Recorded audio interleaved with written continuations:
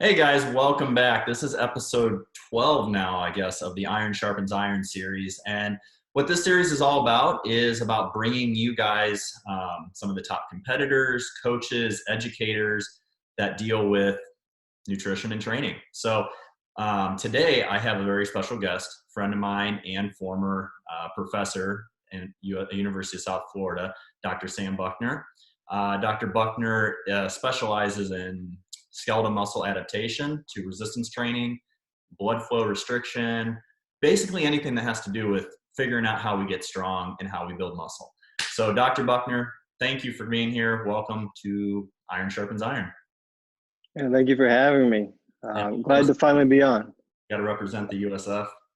Oh yeah, I like that. It's a beautiful shirt you have, David. Thank you. So Dr. Buckner, he actually started in at USF the first year I did. He was a new professor coming in right as my class was coming in. So I guess my class was his first full class as a professor. He comes from University of Mississippi, where he studied under Dr. Jeremy Lenicky, and they're really big for blood flow restriction study there. But you guys studied a lot of other things, which we can get into as well. Oh yeah.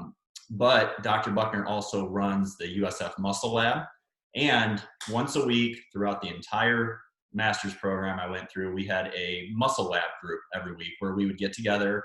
Dr. Buckner would pick papers for us to read. We would discuss it. By the end, we grew that group up to 20 some people maybe, and we only had like 28 or 29 in my whole class, so pretty much everybody was participating. And then obviously when the new class came in, they came in and everything too. But one of the things that I want to talk to Dr. Buckner about today that I know a lot of you guys are curious about, because I get questions about it as a coach and just people reaching out to me, is whether or not periodization is actually superior for building muscle or increasing strength. And Dr. Buckner, I remember so many classes, we would get into some great discussions about, what actually builds muscle, right? And what actually increases strength. And I've told a lot of people I left that program, number one, a lot more enlightened and obviously a lot smarter, but also a lot more confused, because it seemed like every time we would get into a topic, there would be a whole nother rabbit hole that we could just start going down and everything. So why don't we talk a little bit about that? You have a new recent paper out, kind of going over this, whether or not periodization is superior to non-periodized linear programming. So why don't you fill us in a little bit on that paper? Yeah. So that paper you're referring to came out, I guess, tail end of last year in MSSE, and basically we wanted to discuss the current evidence-based approach to lifting weights. So how do we get bigger? How do we get stronger? And I think when most people think about, I want to maximize muscle growth and strength, especially as you become, quote, advanced or highly trained, Right. it's believed that you need to implement something called periodization. And it's something we've heard. I think people in the field are very familiar with the term. But when you look at organizations' recommendations, we see it as well. Mm-hmm. For example, the American College of Sports Medicine and the recommendations for lifting weights, and I have these written down so I don't misquote anybody. But they, so oh yeah, I got them scattered everywhere. They say variation or periodization allows for the training stimulus to remain challenging and effective, which is an interesting quote. And it kind of suggests that periodization is variation in your training. And it seems to suggest that variation is important to continue to adapt. So that's one take on periodization that I think is influential. In the Essentials of Strength and Conditioning, published by the NSCA, they say the following: as athletes become more trained or have a greater training age, it becomes more difficult to stimulate performance gains. And then they say some other things. And then increased variation is often required in the training program. And more, of more advanced athletes to facilitate long-term training and performance gains. So again, in both of these major organizations are putting out statements that seem to suggest that we need variation in the stimulus to remain effective. And interestingly enough, I don't know that either of these recommendations holds true to the actual definition of what periodization is. Um, so I think it brings up a lot of interesting discussion, in the topic of what actually is periodization, or I think it might almost mean two separate things depending on what group of people you talk to. Yep. And but yeah, it's what we believe needs to be implemented, especially if you're advanced in your training. And the paper basically questions that, and it looks at the evidence that's been cited to support these statements. The idea that variation is necessary to maximize muscle growth over time, and the idea that variation is necessary to maximize muscle strength over time. And guys, I'm going to put a link to the paper and the title and everything down below so you guys can check out what we're talking about. So I want to get into a little bit, because I remember we talked about periodization a lot during our program and stuff. And it was kind of born out of the general adaptation theory, right? Yeah. So let's talk a little bit about that. Can you explain to people what that actually is? Yeah, I'd love to. And I think I'll start with a story, because I think our whole process of kind of beginning to question this is very interesting. And I think, I don't know, I think some people would appreciate how we kind of came to question some of these things. I think it was in 2015 or 2016, we were working on a training study in the lab.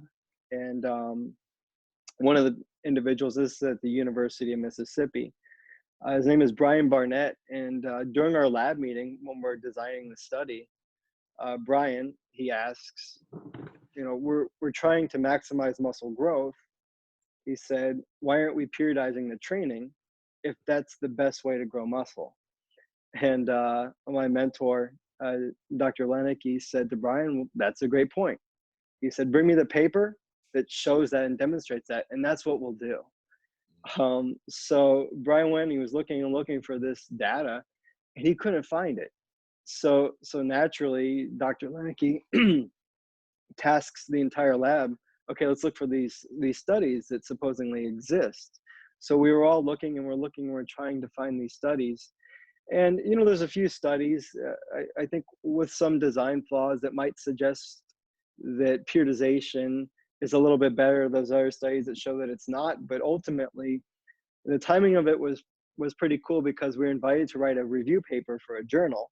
Mm-hmm. And we end up writing the paper, Periodization, What Is It Good For?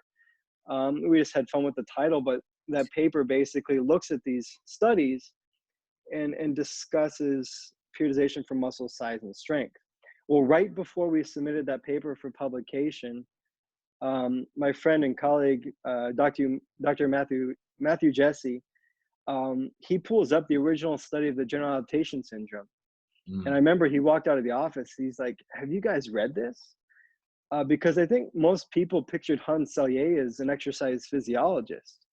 But the truth of it is, he was just a stress researcher. And I think he was more interested in drug interactions, Right. And understanding just this overall concept of stress.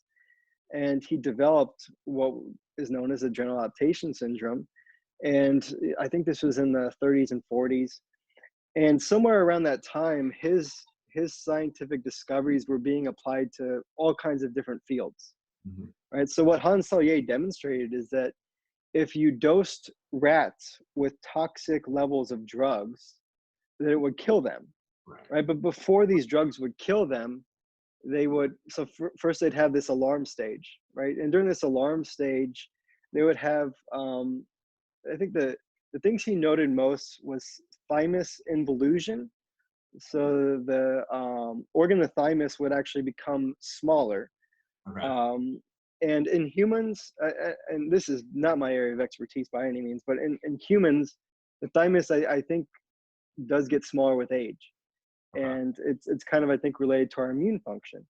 But anyway, in his experiments, the thymus would involute, it'd become smaller, and the adrenal gland would become enlarged because of this really, really robust stress response.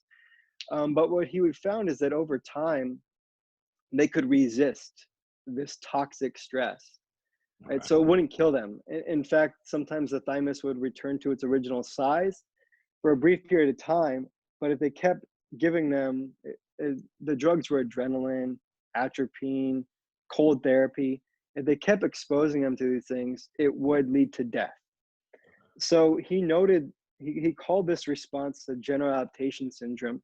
And what was general about it is no matter what drug he used, as long as it was a toxic dose, it resulted in the same thing, right? The same changes in these tissues and the same endpoint, and that endpoint was death. Well, in his experiments, he also coined this term called adaptation energy. And this one's really interesting.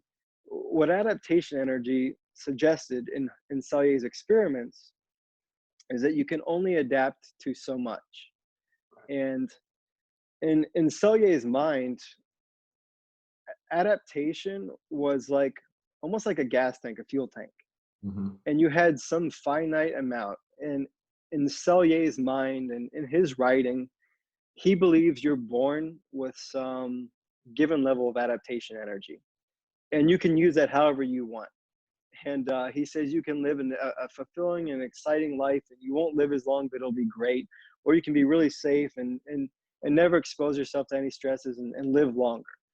I don't know if any of that's true, but that's how he viewed stress. It was a tank that you could deplete. So what he showed in his experiments is that if he gave you some adrenaline, Mm-hmm. it might decrease your ability to withstand atropine. So 2 drugs. So 1 drug might limit your ability to adapt to another drug. Okay. But he also showed that if he gave you a little bit of that drug and kind of exposed you to it gradually, that toxic dose, you may not die. Mm. Okay. Yeah. So I don't know if your audience cares about the experiments behind the general adaptation syndrome, but anyway, what Salyer found was basically, the curve that we've all seen in textbooks. When you're exposed to a stimulus, what they say is you have a decrease in performance, right? So they related that to what Hans Salyer was seeing, which was a decrease in the size of the thymus organ, right?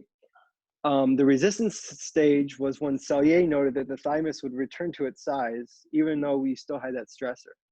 Well, in the strength and conditioning literature, we say that that's when you're adapting and your muscles are growing and you're getting stronger. Yeah. And then in Salyer's model, he had the exhaustion phase, and the exhaustion phase was always represented by death of the organism. And in the strength and conditioning literature, that's what we call overtraining.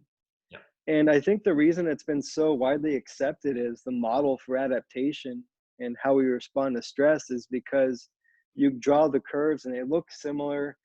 And I think you can create a convincing model, but when you actually consider it for what it is, they're Mm-hmm. entirely different things.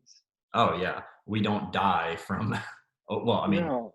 very rarely does anybody die from overtraining, right? But Yeah, and perhaps we could, yeah. but a rodent model and exercise was used in Hans Salyer's in some of his stress research, but it was toxic exercise. So if you imagine a rat running on a treadmill being zapped and forced to exercise until they reach exhaustion, I don't know that we can do that with humans, but if we could, we certainly are not going to do that to humans. And we got to remember that all this was taking place, back in the 30s. So, Yeah. Things that we might think of now, like people are listening to this, are like, wow, that's crazy. Back then, that was pretty state of the art. Like that was pretty breaking, scientific breaking at that point. Yeah. Like, it was brand new. So, and And they didn't have IRBs or anything they had to worry about back then. oh, I'm sure it was a lot more lenient. A lot more real. But if you don't mind, David, I'll read you some of the literature Yeah. where this became kind of accepted in sports science. So the best I can tell, it was a few coaches, they published in the Journal of Track Technique. One was a coach of the name John Garhammer, and basically he suggested that we adapt Hanselier's model um, to resistance exercise, as it kind of shows, um, these different stages of stress. But Mhm. he applied it in an acute sense. So here's what he says, and this is published in 1979. He said, at the onset of activity, one may feel uncomfortable or tight. This can be interpreted as the alarm stage of the general adaptation syndrome. But one becomes accustomed to the activity as a stressor persists, and the body must make the required adjustments. It adapts to the stimulus, and that would be the resistance phase. Finally, if physical activity is prolonged, one may become fatigued or exhausted with performance deteriorating. He was talking all within the same exercise bout, right? Yep. So, and I think that's a complete misrepresentation. Even in Selye's models with rodents, who, one day in a rodent is a much longer period of time in a human's life, but Selye's experiments lasted like 30 days. And then, and it popped up in the Journal of Track Technique again, by another coach by the name of Fred Wilt, where he suggested again that we use this general adaptation syndrome model. And then I think it showed up in the theoretical model of strength training, by Mike Stone and colleagues, where it was kind of accepted. Mhm. And basically these curves were drawn, and we, instead of saying alarm, we would say, I guess we still use the word alarm, but it's now something entirely different. And as we discussed in class, out of the general adaptation syndrome, we kind of birthed the supercompensation hypothesis of adaptation. Yeah, and that's what I wanted to get into and have you kind of go through that. So the first one, so these are flaws with the general adaptation syndrome. So number one, Yeah. supercompensation happens with glycogen, but not with other things like capillaries, mitochondria, things like that. So you want to kind of expand upon that a little bit, or is there really anything Yeah. to expand on in that? Well, yeah, I think the supercompensation, and I wouldn't consider myself an expert in this area as well, but I guess if we subscribe to this hypothesis, we would have to say, in order to get stronger, we have to get weaker, right? And now you might say, okay, at the end of an exercise bout, you're weaker, right? Right. But you're not actually weaker. You're fatigued, Yeah, you're right? depleted at So that. you, Yeah. yeah. So I don't think a quest to get stronger requires you to get weaker. Mm. If we subscribe to the supercompensation hypothesis, then we have to say our muscles have to get smaller to get larger. I also don't think that makes sense. Now, I think people have been talking about a paper that came out in the Journal of Applied Physiology by Bjornson, which I think is maybe one of the first papers to suggest that they saw a supercompensation for muscle growth. And the paper that we were kind of talking about today, I discussed that paper just a little bit. But basically they were doing, I think, a high frequency BFR training program. So using light weights, I think they might be training twice a day. Yeah.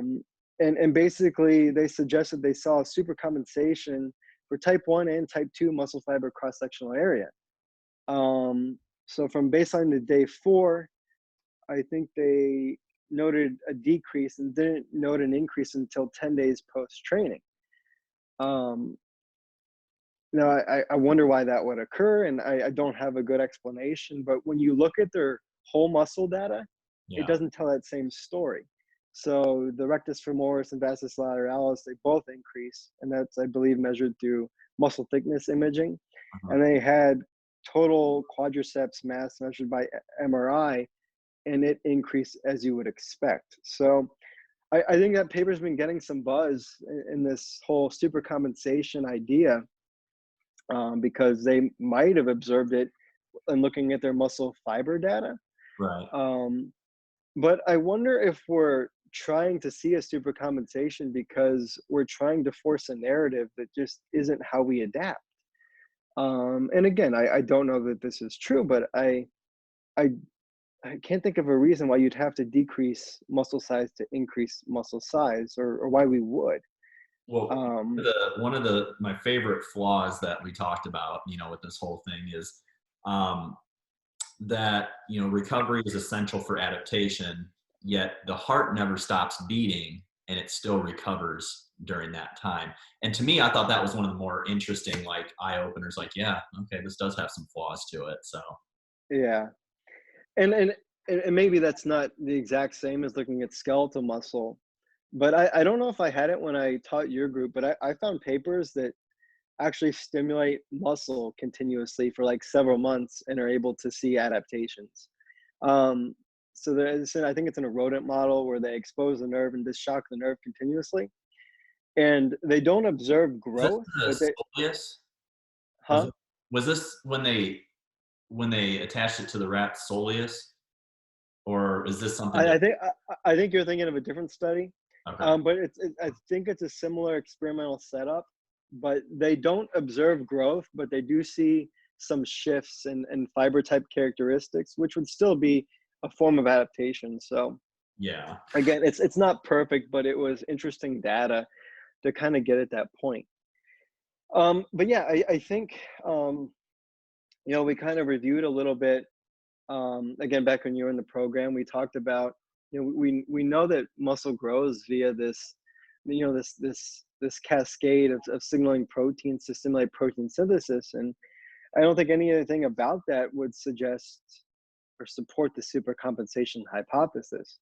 Mhm. In fact, that molecular exercise physiology textbook by Weckenridge, I think it is, but they say basically the supercompensations, that it's like a time course. It's explaining things across time, but it doesn't mechanistically explain why things are happening. Okay. Um, so yeah, I don't really subscribe to supercompensation as a hypothesis to how we adapt. And I think the suggestion's been made for like muscle glycogen, but I talked to Dr. Campbell at USF, and he seemed to suggest it's not even necessary for increasing muscle glycogen stores. So, yeah, we have the general adaptation syndrome, right, which is applied to resistance training, and I think misapplied. It has some parallels, right, but I don't think the application that we've made is appropriate. If anything, and you've heard me make this argument before, but if we want to utilize the general adaptation syndrome as a model, and I'm skeptical as to whether it has any relevance in humans either way. But if we wanted to make some application, I think Hans Selye would suggest that if you're training for sport, and remember, periodization, to my knowledge at least, was developed in the context of sport. Right. If you're training for sport and you're training for maximal strength and muscle growth, right? What Hans Selye would say, and I'm not saying I think this is true, but maybe on some level, there's some parallels here. But I think he would suggest that you're now spreading your adaptation energy across multiple different domains, right? You're trying to get your muscles larger, you're trying to get stronger, and you're trying to get better on the field or on the court. Yeah. You're trying to get good at a lot at one time. And if you focus just on your sport, maybe that would be better for your sport. So I'm not saying that's an appropriate application of Hans Selye's data. Again, I don't know if there is one, but I think if we were to take his experiments and actually try to find some parallels to what we're all interested in here, which is getting bigger and stronger or performing better, um, I think that application makes a little bit more sense to me. Yeah, I agree. I think in the context of like sports, I see periodization as being a benefit. It can Oh definitely yeah, be beneficial. Also in powerlifting, I do think that in powerlifting it does have its purpose. Overall, I'm not convinced from a hypertrophy standpoint that it's any better. yeah, I know you agree with that. But let's talk about some benefits that would come from periodization. Even though we kind of know that there's really no superior way. they're pretty close either way. Let's talk about some benefits that somebody might find if they did incorporate a periodization type program as opposed to like a linear progression. Yeah. Um, so again, I think it comes down to how I view periodization, and maybe I should define it before I move forward. Yeah, Or you know what? You and I get caught up in conversations, and I forget that we probably haven't even defined what periodization actually is. So, go. in my opinion, it's becoming harder and harder to define it. Um, so maybe I'll talk about this a little bit before we move forward, if it's okay. Yeah, go for it. But I have several definitions jotted down, um, because again, in my own career, I've written a bit on periodization. You know, we wrote the paper that questioned it in 2016. Then we wrote kind of a series of papers on the general adaptation syndrome, and then kind of the paper that we're discussing today. But all along the way, it was hard to find a definition of periodization that reviewers found acceptable, or one that hasn't been criticized as, well, that definition of periodization is not an appropriate definition of what periodization is. So again, let me make sense here. I have so many good ones. I guess read you two different definitions, which I think represent two different things, Okay. and then we can maybe move forward in the conversation. And then I'll do something I've never done before, which is provide my own definition. I've never provided my own definition because people take issue with that.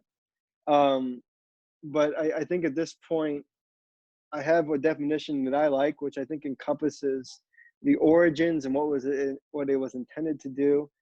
And so I'll share that as well. So the first one comes from Fleck and Kramer in 2004. Okay. They said periodization of training refers to planned changes in acute training program variables of exercise order, exercise choice, number of sets, number of reps per set, rest between sets, to bring about continued and optimal fitness gains. So this definition is one that seems to focus on variation in your training program, variation on these programming variables. And I think most of the periodization literature, most of the scientific literature that studies periodization follows this type of definition, right? Because most of the experimental evidence that's cited for periodization, there are 8 to 12-week studies, where all they have is some changes in the number of reps, some changes in volume perhaps, across the training week. And that's actually a point I have on my notes to bring up is the length of these periodization studies. They're not really periodization studies as far as not long enough in duration to actually tell. So go ahead. Yeah, so that's a definition that exists. And yes, I think now the field is moving towards calling this programming more so than periodization. But I think this kind of interpretation of periodization has kind of caused a lot of, mess isn't the right word, but confusion perhaps, as to what periodization is, because a lot of people I talk to, they think fancy programming is periodization, and maybe it is, right? But maybe it's just programming. And once you view it as programming, I think that can be very empowering, because the literature has informed us a lot about how to get bigger and how to get stronger. And so, yeah, that's the first definition. Now I'll share the latest definition from the Essentials of Strength and Conditioning. So this is the NSCA's textbook. It's a theoretical and practical construct that allows for systematic, sequential, and integrated programming of training interventions into mutually dependent periods of time in order to induce specific physiological adaptations that underpin performance outcomes. And for your listeners, this is going to be a lot to take in. But basically, this one seems to get at creating periods of time for specific intentions. So mutually dependent periods of time, where you're going to focus on specific adaptations, ultimately to enhance performance. Right. So having Um, like a pure strength phase, a pure speed phase, pure hypertrophy phase. That's kind of what you're talking about. yeah, I think so. So now I'll share a definition that I kind of have come up with, which I think would be along the lines of the if you follow the origins of periodization and how it developed. Mhm. Um, this is the definition that I tend to like. It's an organizational approach to training that considers the competing stressors within an athlete's life, because it was founded on the general adaptation syndrome. So you need to consider these competing stressors Right. and creates periods of time dedicated to specific outcomes. All right. So these specific outcomes might be strength, hypertrophy, power, whatever you care about during that period of time. These periods of time are intended to manage the stress associated with exercise while also creating potentiation in subsequent phases. So, during my reading, and not just myself, but my lab group and my colleagues, there seemed to be different factors that seemed important in the literature, and they were the management of stress, the creation of periods dedicated to specific outcomes, but also the idea that these phases affected one another. So Yeah. the idea that a hypertrophy phase does in fact influence your strength phase. So the idea that there's potentiation from one phase to the next within a training program. So I think that's what periodization is intended to be. But I think if we look at the scientific literature, the Fleck and Kramer definition from 2004 is much more present. Um, I like and how, I think, how you added in the part about the life stress and stuff too, because you can't ignore that. I mean that you oh know yeah, someone's in a fight with their spouse or their boyfriend or girlfriend, or they got fired from work or whatever it is. That's going to affect your training. It's not just the training stress. I mean, what I like to tell my clients a lot is that we have this like pool in our body of stress. It's like a stress pool, and yeah, everything is going in that. It doesn't matter what it is that makes it overflow, but once that overflows, it's affecting every part of your being, your training, your life, your work, everything. yeah. Yeah, and I think if we again kind of following the origins of periodization, which it seems like a stress management um, method of a way to incorporate resistance training, Right. but account for the other things in life. So, Um, so here's my take on why I think periodization is so popular, and you can tell me if you agree or disagree or whatever. okay, I think too many people out there get bored. I think that they are just impatient. I think that they just can't stay focused long enough. And I guess I should rephrase that. I'm not talking about people that are actually training for an event, a sporting event. I'm talking about just in general, people going to work out. I think um, that boredom sets in really easily when you're just doing a linear progression program, or they get so drawn by these coaches who write up elaborate periodization programming that it makes mhm. them feel like, oh my God, this is the secret, right? That's my theory behind why, as a society, I think periodization is so popular. I really just think it comes down to the boredom and just people wanting to think that they're paying for something special. Yeah, I think so. I think people think I'm anti-periodization, and that's not. I think that's far from true. I think for a lot of people, variation in what they're doing might be very important for helping them to just continue to exercise. I'm not one of those. Um, I could do the same thing for the next 10 years and I'm perfectly happy. I remember Um, you and Luke and I always talking about like you just give us the same program. We'll just keep doing it and doing it and doing it over and over. yeah. And, if the literature suggested that doing that was going to limit my ability to adapt, then I would introduce more variation. But, in my understanding of the literature, you know, delivering a hypertrophic stimulus, whether it's high load, moderate load, high load, um, low of the BFR, I've seen nothing to indicate that at a certain point it's no longer a stimulus as long as it's progressive in nature. Right. So I don't think there's a justification. I don't really care about being strong anymore. Right. So there seems to be little reason for me to have variation other than enjoyment. Yeah, Um, that is an important factor for people to take into consideration. I mean, you have to be enjoying what you're doing, right? yeah, You have to be invested in going to the gym and putting in the effort. So I guess in that sense, it's good to know that, either one pretty much works.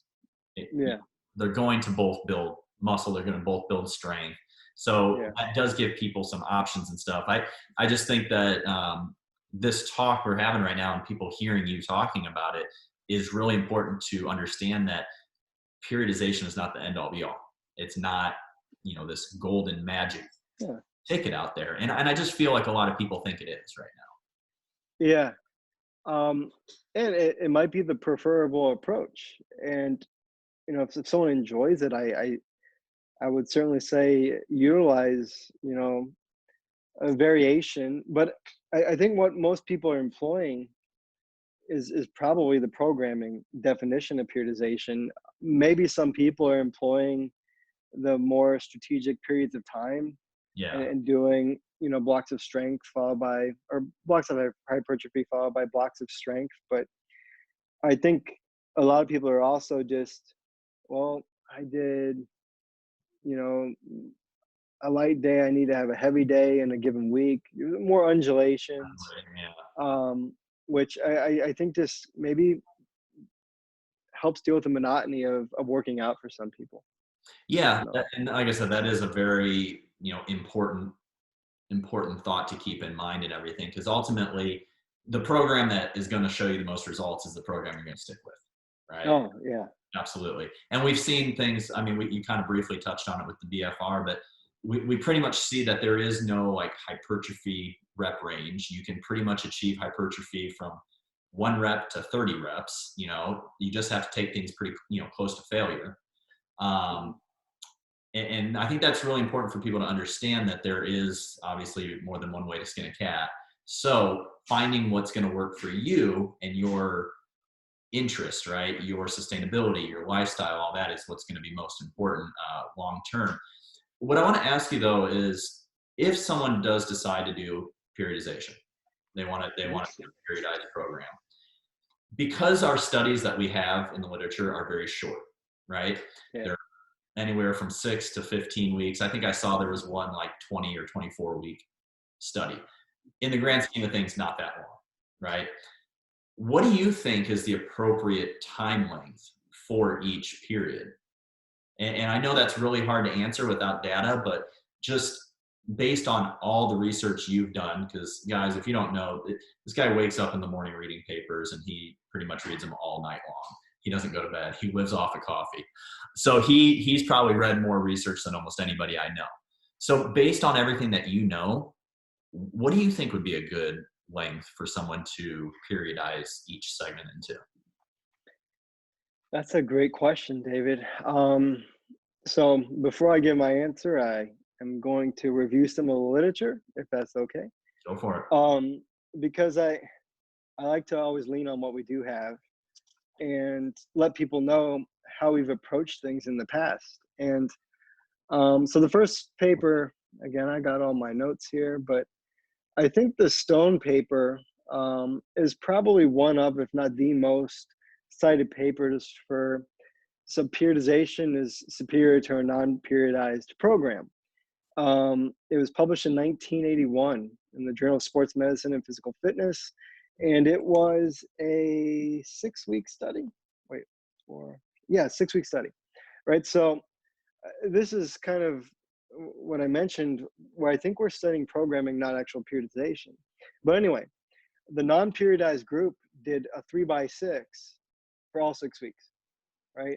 And you've seen this data. We looked at this data when you were in the program. Yeah. And the periodization group did a 5x10 weeks 1 through 3, Okay. 5x5 for week 4, 3x3 for week 5, and 3x2. So they're lifting heavier and heavier what they're calling in this study periodization. And maybe it is, if periodization can be achieved in 6 weeks. So basically what they're doing is simply increasing the load over time and decreasing the reps over time, and comparing it to a group that does 3x6 the entire time.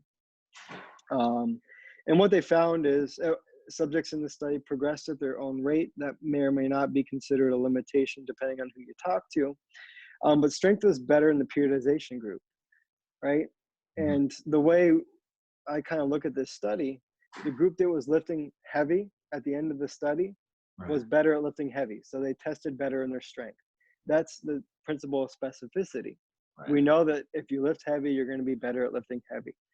And they measured lean body mass through underwater weighing, and actually both groups lost lean mass over time. That to me is, I don't know why that happened. So that's a little conflicting, but if we look at what this study did, I suppose the question is this periodization? There's no period of time dedicated to a certain outcome, right? Unless in the periodization group, you consider weeks 1 through 3 hypertrophy because they're doing a 5x10. Right. So maybe it was. But was that enough? Is that the reason they're stronger at week 6? I don't think so, Yeah. right? Didn't we look I at think, research that showed it usually took about 4 weeks to see any sort of hypertrophic response from lifting? Like at least any noticeable? yeah, well, so that, David, is going to depend on, again, who you talk to, because there's some debate about around when real skeletal muscle growth is occurring.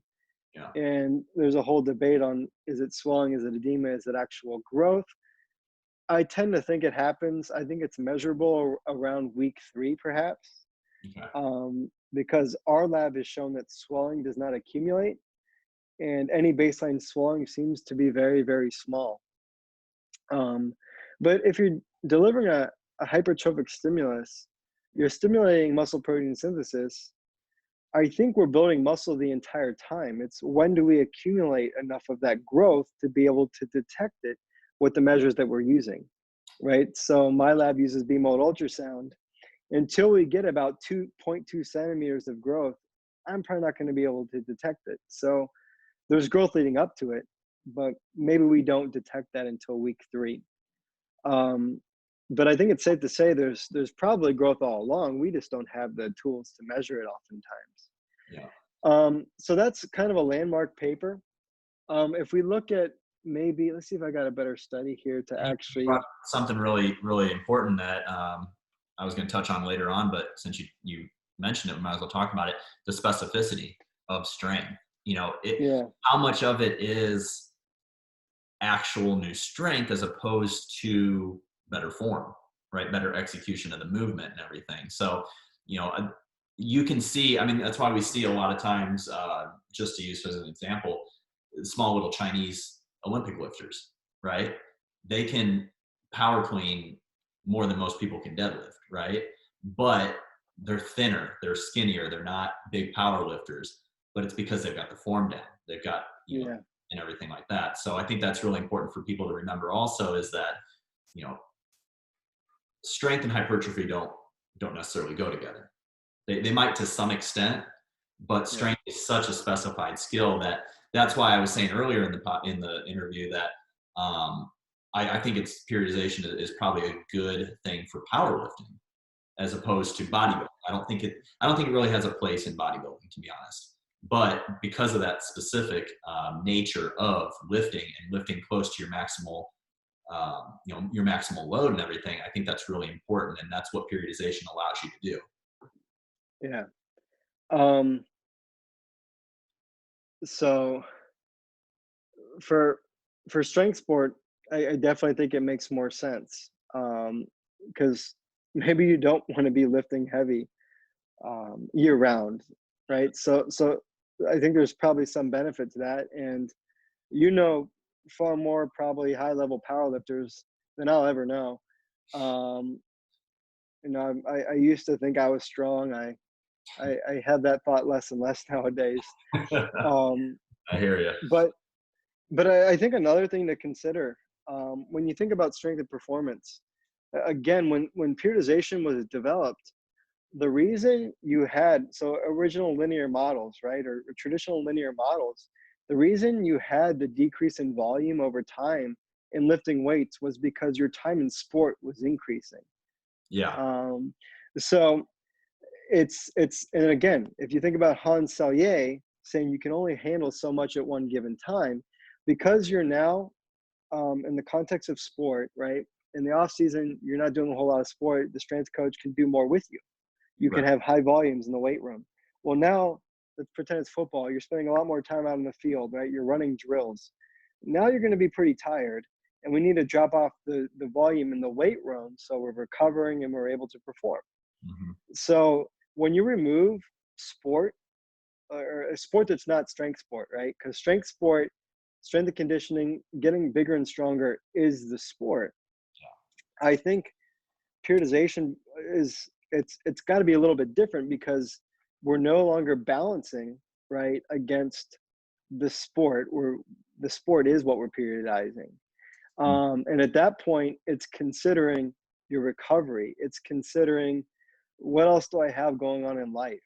Yeah. It's considering, do I have final exams this week? Did things pick up at work, and am I working overtime? So I think periodization almost takes on a different form, and perhaps that form is something we define closer with programming, right? Just manipulating things in a way that you're having a good day, you feel recovered this week, let's try to lift some heavy weight, you know? So I think there can still be decreases in volume over time, and especially in strength sport when you're getting into competition. But I think that distinction is pretty important because, to my understanding, when they're developing periodization, the dropping off of volume was in the context of sport. So I think we have to think about this a little bit differently when we remove that, I'd say, pretty major competing stressor. Does that make sense? Yeah, it does. And you brought up a really good point about just the recoverability in itself. I mean, those strength sports, powerlifting, things like that, strongman, um, the joints, we have to be aware of the joints and ligaments, and that, we're not robots. We can't just continually lift heavy and heavy week after week. I mean, with bodybuilding, we don't really worry about that as much because we're not lifting near our maximal load. You don't need to create hypertrophy. So yeah, I think that's really important from a recovery standpoint. So I don't know, I'm just throwing this off the top of my head. Maybe periodization or programming, like we've been talking about, is not just beneficial for strength athletes or team sport athletes, things like that, but maybe for the older population too. Maybe to prevent injury, to keep them lifting longer, still creating that stimulus for their muscle, keeping their strength, their bones healthy and everything. I don't know. I mean, it's just something that kind of came to my head as we've been talking here. Maybe that would be beneficial for an older population. Maybe focus on 4 weeks of strength training followed by 4 weeks of like hypertrophy work, things like that. I think I could get on board with that. Again, if you're just considering periodization, the stress management plan, right? Right. That's considering other stressors. And this is where we almost get on a slippery slope because almost everything becomes periodization, right? Yeah. Because any intelligent program is going to say, okay, did you have a lot going on this week? We need to take it more easy in the gym. Right. So is that now periodization? I don't know, right? Yeah, it goes back to all those different definitions. It's what do you choose to define periodization as? And I think once we have one firm definition that everybody goes off of, and I'm not just saying this because you're on here and you're a friend of mine. I like your definition. I think that is to the point.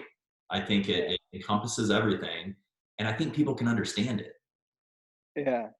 So along those lines, if you don't mind, the definition that I proposed, and it's not, it's what I pieced together from everything I've read in the literature. To my knowledge, it hasn't been studied. So there's no experimental evidence for, I think, what most of people would agree is an acceptable definition of periodization, right? So if you look at the literature, we have a bunch of 8 and 12-week studies. Kramer, in what journal was that? There's a Kramer paper, I think it's 2004, where he employed periodization in the context of a tennis season. Mm, Um, and it was a 9-month study. So in 9 months, I think you could realistically study periodization, but yeah. there wasn't blocks that were dedicated to certain training variables. The periodization group Yeah. just they varied their workouts. Monday, Wednesday, and Friday were a different workout, whereas the other group did the same thing every workout. So I don't think that would even get at periodization because there's not periods of time dedicated to specific goals, right, related to adaptation. Right. Um, and they were volume matched. And by definition, I think again, if you're increasing sport in the season, periodization would suggest you're decreasing time in the weight room. So that study was longer, but I don't think it actually studied periodization. Um, so our group, I think, we got criticized, um, a little bit in the literature, and some of it's definitely fair, and a lot just on podcasts and stuff. When we wrote that 2016 paper, Mhm. and it was the periodization. What is it good for? It's open access. Your viewers can read that paper if they'd like. Dr. Kevin Maddox was the lead author on that one, and we critique the periodization literature and basically look to find out, okay, is it superior for muscle growth? Is it superior for muscle strength? Well, critics of that paper said, well, none of these studies are actually looking at periodization, they're looking at programming. Um, and what we came back with was, okay, that's fair. But these are the papers that are cited in statements that say periodization is superior to non-periodized Right. techniques, right? So if we're critiquing the scientific literature in a research paper, the only thing you can critique is the evidence that does exist. Um, so this to me is the largest problem right now with this kind of area within the literature is we have evidence that's cited. When we critiqued it, it it wasn't studying those things, right? So the same studies that are used for evidence, we looked into them and said, strength is explained by specificity, Mhm. and muscle growth, if you use a gold standard, is not different between periodized and non-periodized. So our critics said, well, those aren't periodization. And then basically what we had to say after that is, well, if that's not periodization, periodization's never been studied, right? So, um, and it's been a very interesting time because, I something I think this everyone assumes this is the best evidence-based understanding of resistance training right now, and I don't believe it's been studied. And we in I think in the paper we're talking about today, again, I was criticized for reviewing these studies, right? Right. Um, but that technique is used, when people talk about what's better, undulating periodization or linear periodization, right? Those discussions are happening around 6-week, 8-week, 12-week studies, right? It's not long enough to have any. So they're just comparing programming strategies. And when you break apart any programming strategy and you understand physiology and how it adapts, you can explain all of the differences via specificity and was there an adequate stimulus for growth. Yeah. And if both of those things are there, 9 times out of 10, adaptations are going to be, I would think, remarkably similar between groups. Um, so yeah, I don't think those studies are periodization. I think they're programming, and I I don't think a study exists um, that adequately can't talk today, um, I had that. addresses adequately addresses the definition that most people would find appropriate for what periodization is. And it would be really hard. And I think this is something that actually I just had Chris Bearcat on, and we talked about what really goes into conducting a study, right? I mean, I've been a part of some. He obviously conducts studies too, and I think a lot of people out there, I get this question a lot. Like, it's some just random question someone asked me. What's the evidence? What's the science say on this? What's the research say on this? It's like, not every specific question has a study done on it.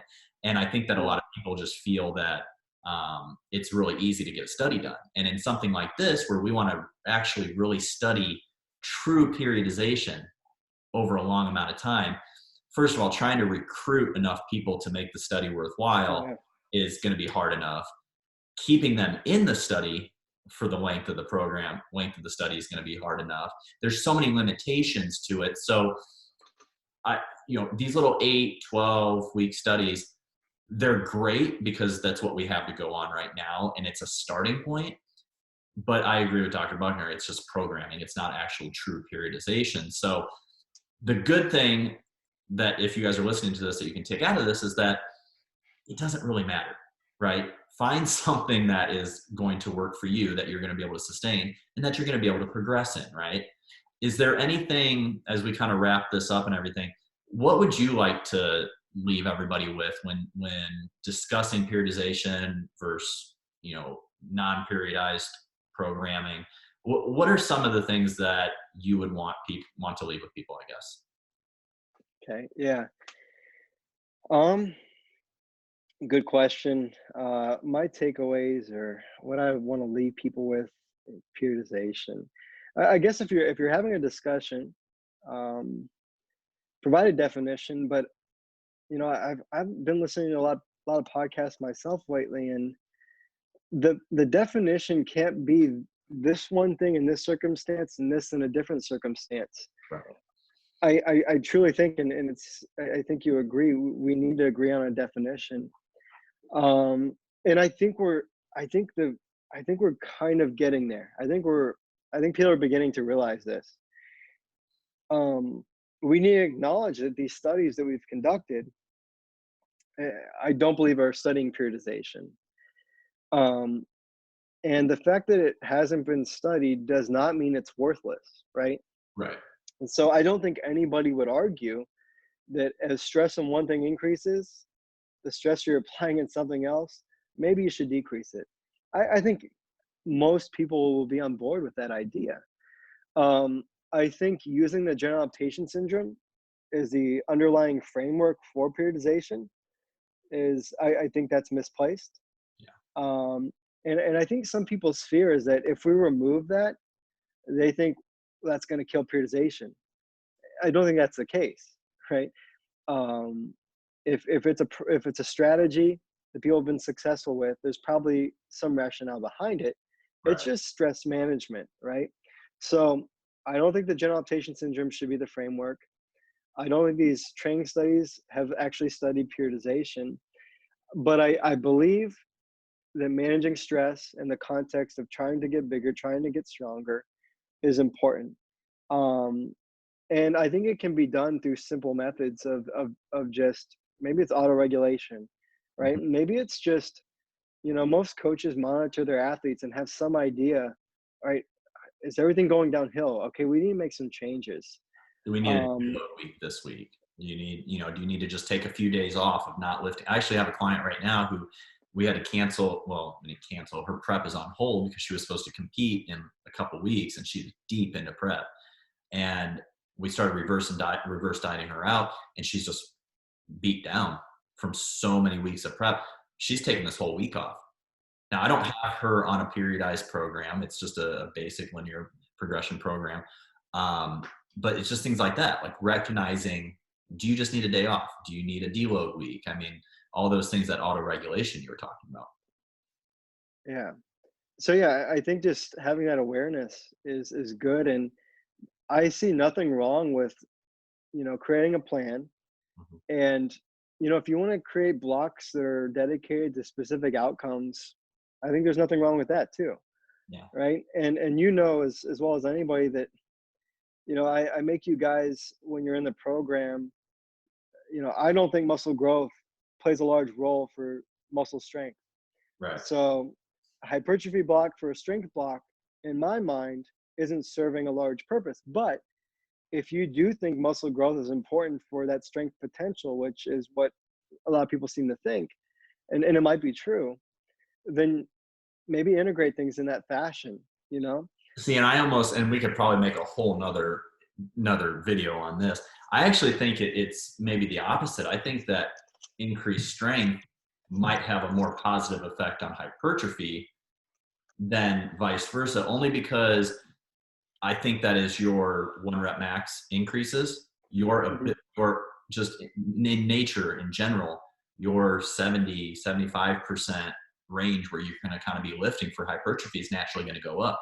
So if you're stronger, able to handle heavier load, your hypertrophy work is going to be at a higher weight as well. So that's where I might see, increasing strength could be beneficial for hypertrophy, but I don't see it the other way. Does that make sense? Okay.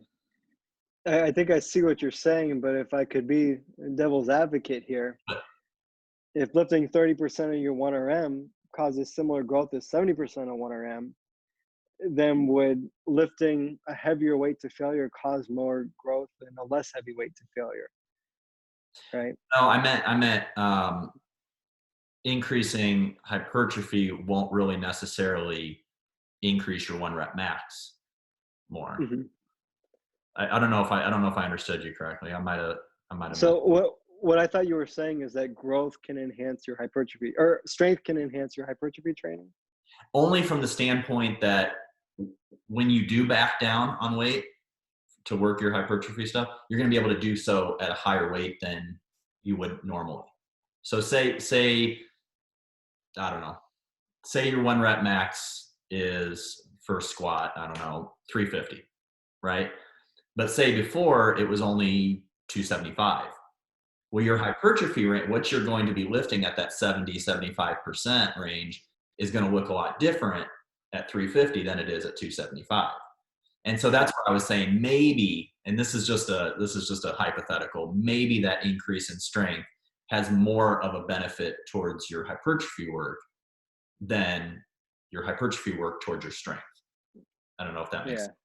And this is just something, I mean, you're used to my wild, wacky brain class and stuff, but this is just how my brain works. Like these are all studies I would love to see done, but it's just not that easy to always get studies done like this. I hope in the future, maybe more people are listening to you, to me, to a lot of our other, people that have come through our program that are doing great things, and gets them interested into exercise science and gets them interested into wanting to become researchers and carry out a lot of this stuff. Because I mean, a lot of the bro science back in the day is what led to a lot of the studies that we have now.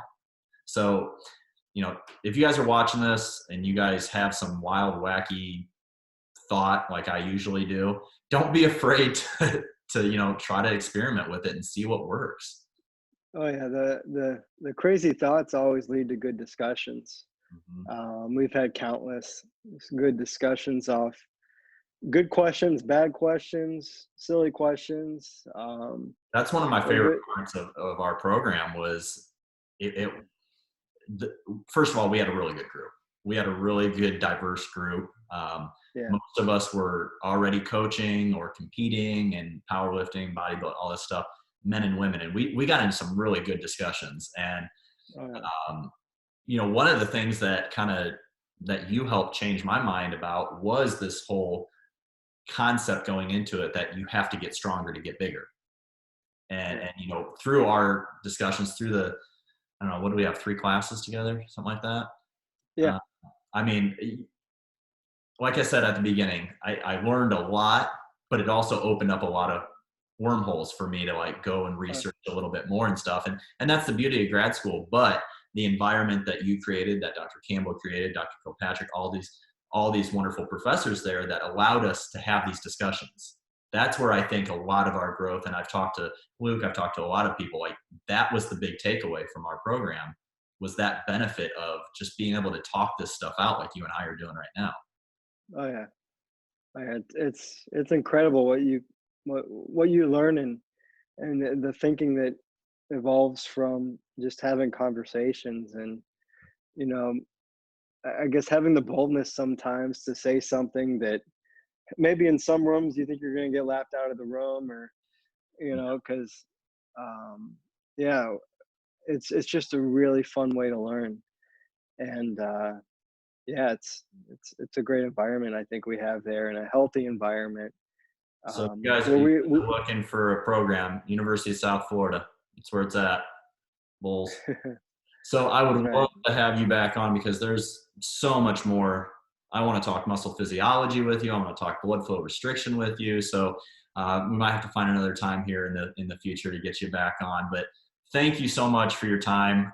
This was awesome. I think this is going to be a video that's going to help a lot of people at least kind of understand periodization a little bit more, or what they think is periodization now, Oh yeah. because it really is. It's a big topic that's on a lot of people's minds.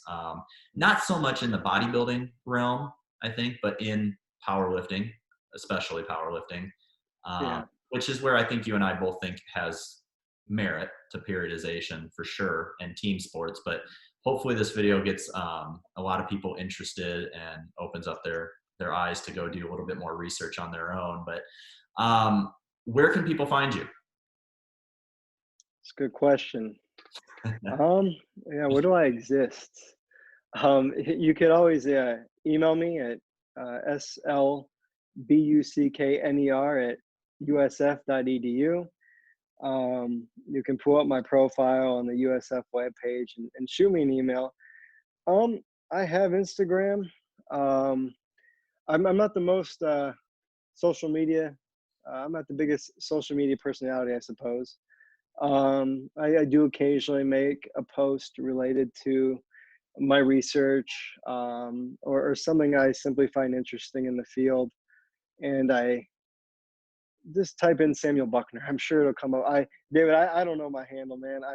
I'll I'm put not it. up I'll on all put the. everything below, so don't even worry Yeah. about it. And guys, make sure that you do follow him because there's some great stuff coming out of USF. Obviously, probably a lot of you guys know a lot of stuff that's come out of Dr. Bill Campbell's lab, but Dr. Buckner has his muscle lab, and over the last year and a half, and you guys have been cranking down there. So, what's going on with that bicep study?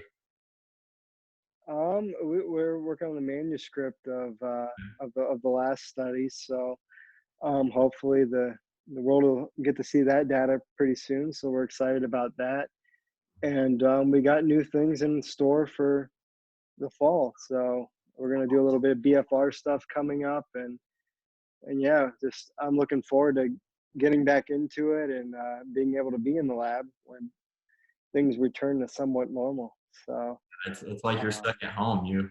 I remember I'd come in sometimes at like 6:30 in the morning. You're already there, and you're there far after we leave at night. So I know you're itching to get back there, and I'm sure everybody's itching to get back to doing some research and stuff too. So thank you so much for coming on. I really appreciate it. It's good to catch up. I know we haven't really seen much of each other the last few months, and we were supposed to be going out to ACSM in San Francisco, but that's obviously not happening anymore. So yeah, that's unfortunate, but it's the times we live in right now. So, yeah, definitely.